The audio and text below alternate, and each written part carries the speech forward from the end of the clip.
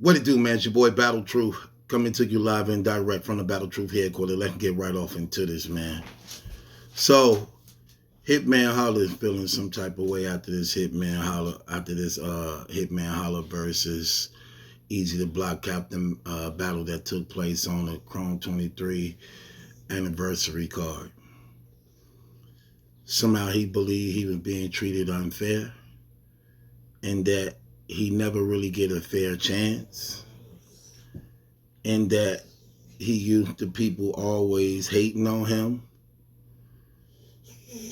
and that he just didn't get a fair chance.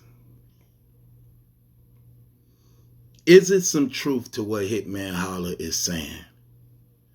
I'm going to say yes and no.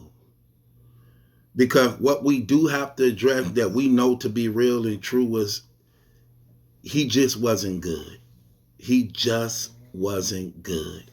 And he had to be man enough to accept that and acknowledge that. Because I'm pretty sure he know that. Especially if you come from battle rap. You is a battle rapper. You have judged battle rappers. And if you put yourself, and if you step out of yourself and put that same material and performance on somebody else, I'm pretty sure at the end of the day, he would have to be honest enough to say that it wasn't good. And it wasn't good. Now, he says that they hate on him all the time. That's not true. In fact, that's how you became popular. Why you think you lead all battle rappers and most views? It's not because you hate it. It's because there was a time that you were just real good. That's why you got the title of being the best performer ever in battle rap. That don't come from somebody that's hated. You don't get titles like that from being hated. You get titles like that from being that damn good.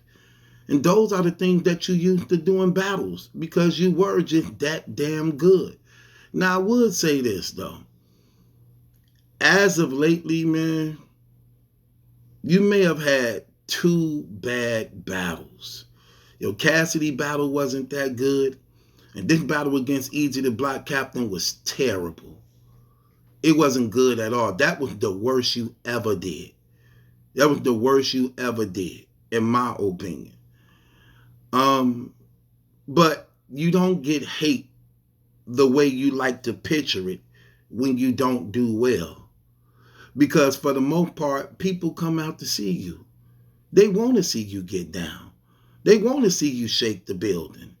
But when you don't, then it's a disappointment. And rightfully so. As a man, you have to be man enough to accept your wins with your losses. Just like when you win and you rub it in the faces of everybody, even like you were doing throughout the night in the Easy to Block Captain battle.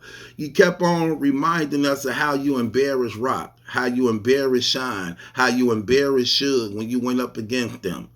And when you beat them, you let it be known. And rightfully so. You were supposed to have. You're supposed to gloat in your success when you win. But at the same time, bro, you have to be man enough to also accept the losses. You have to accept the losses. So let's examine and break down this Easy to Block battle, Easy to Block Captain battle that you just had. Was you being hated on? No, because in the first round, people was rocking with you, even though your first round was even light. Your first round was even light. It just happened to be better than your second and third, but the first round wasn't that fire neither. It was just average at best. But yet, they still was giving you the benefit of the doubt and was rocking with you. Even though that stuff was light. That was light as hell. It was. I'm just being honest. But they still was rocking with you, showing you mad love on them average bars. Then when Easy rapped, he was better than you. He was better than you as far as like what he presented, but I still had you winning that first round. Probably because you rapped it longer than him. Because I go by a point system. And the points say you won, even though, you know,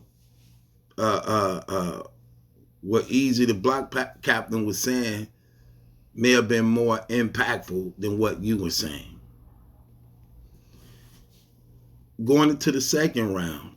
See, here's the thing about that battle. By you being new in the beginning, the New York crowd gave you the benefit of the doubt because everybody excited that the battle was finally here. They've been waiting all these hours. In a main event, who they come to see is now on stage. So that first round, they happy for both of y'all. They just want to see y'all go to war.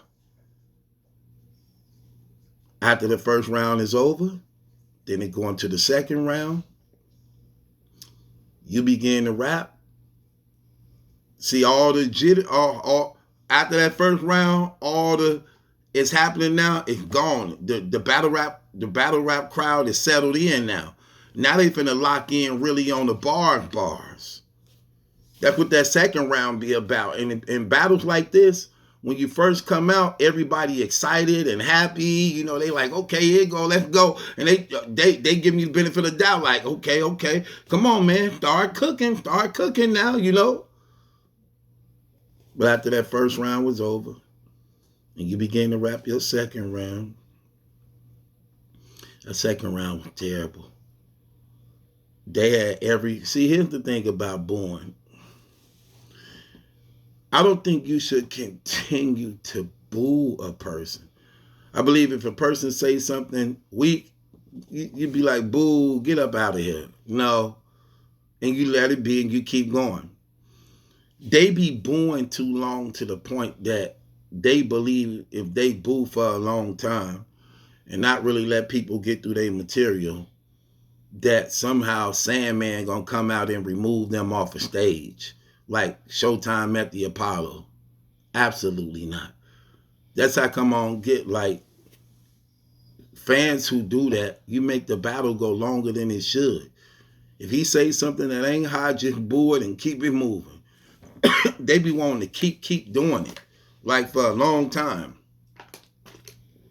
Even though I will say it was a lot of stuff that just wasn't hidden in that second round that was worthy of a few boos. Rightfully so. It was light. It was light as hell. You got to be in denial to not know that. It didn't matter if they didn't boo. It wasn't going to change the outcome of the battle. It wasn't going to change the outcome. So when he rapped the second round, it was terrible. It was terrible. Exactly how I'm saying it. It just wasn't good at all.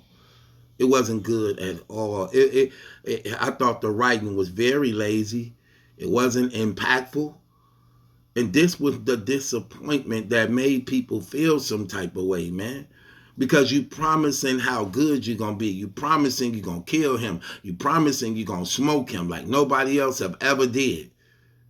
You can't say things like that and it's not backed up with at least the effort of trying to actually make that true.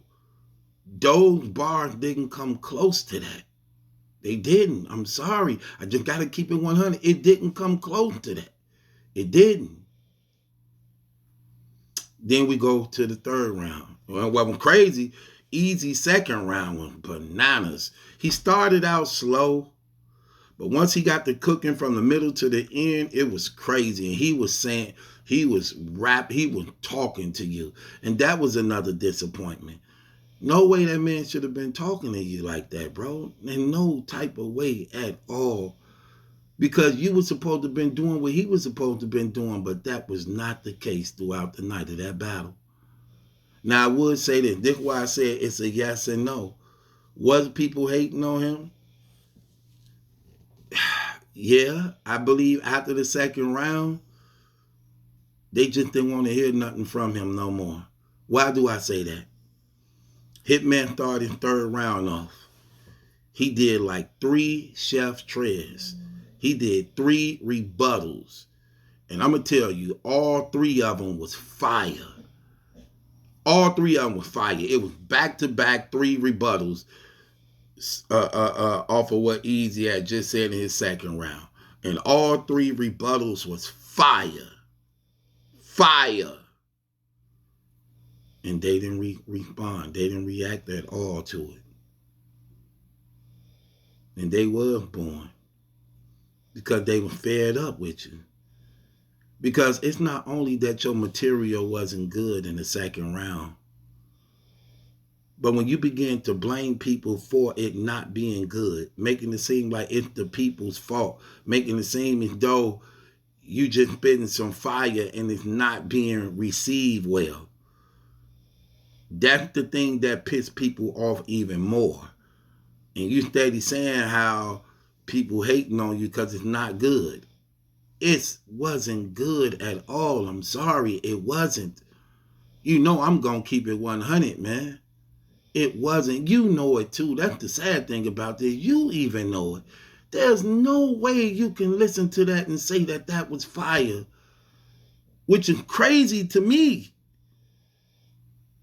Because you should be the one that self-check yourself first before even letting anybody else hear it, which is crazy to me again. Because there is no way possible a true friend or somebody who got your best interest can hear those raps and sign off on them.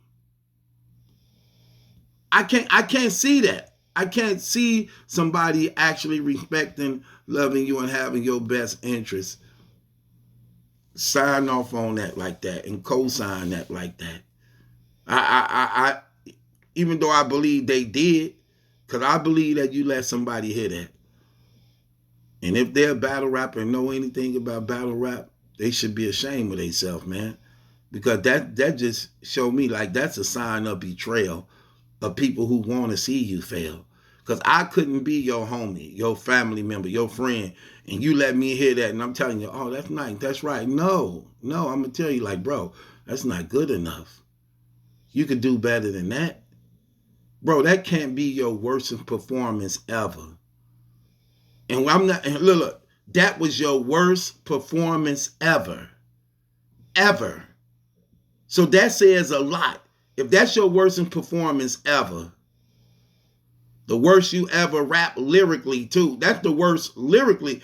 It wasn't only your worst performance, it was your worst lyrically. The remix wasn't good. Your brother intervening wasn't good like they normally are. Your remix is normally fire. Your brother intervening normally fire. But neither one of them worked that night. Neither one of them was really good. And for that to be the worst performance wise and lyrical wise of your career, that says a lot about how your mind was when you was writing for this battle. And it also says a lot about the people who you allowed to hear the raps who couldn't have prevented this from happening if they was honest and genuine with you. It was terrible. It wasn't good. He had 3 fire rebuttals, but they booed him. So at that point, it did become hate. But only because they were frustrated at what took place in the second. But as you start rapping into the third, it just wasn't good either. It wasn't good either. Your rebuttals was better than your writtens. And that's crazy. That should never be so. That should never be so.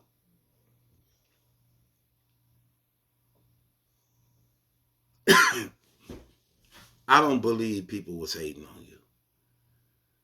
As a man, I think you just need to accept responsibilities because the Bible says a man's heart knows his own bitterness. You know you didn't prep well for this battle. You know you could have went a little bit harder and lyrical, a lot more harder and lyrical in this battle. You didn't do it. And you didn't accomplish what you set out to accomplish. You failed in those areas. It ain't nobody's fault and nobody is to blame. Because if you would have done good, they would have received you because they were waiting to receive you. You didn't get your name from being hated. You don't become the most viewed battle rap blogger because people hating on you.